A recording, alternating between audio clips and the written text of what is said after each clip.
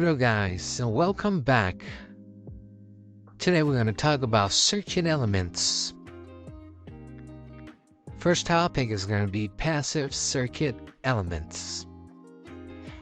The three passive circuit elements are resistors, inductors, and capacitors.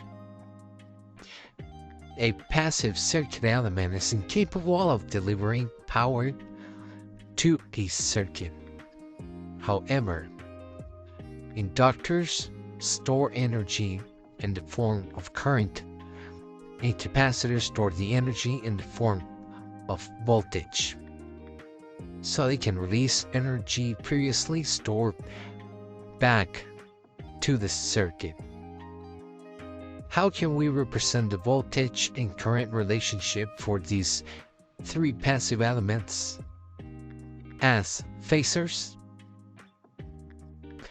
To find the voltage and current for the resistor, inductor, and capacitor, the first step in the analysis is to use the voltage and current relationships to find the voltage across each element. These equations in the domain are given. These equations in the time domain can be seen in the above image. As always, thank you guys for watching. Please like, share, subscribe, and feel free to comment. See you in the next one.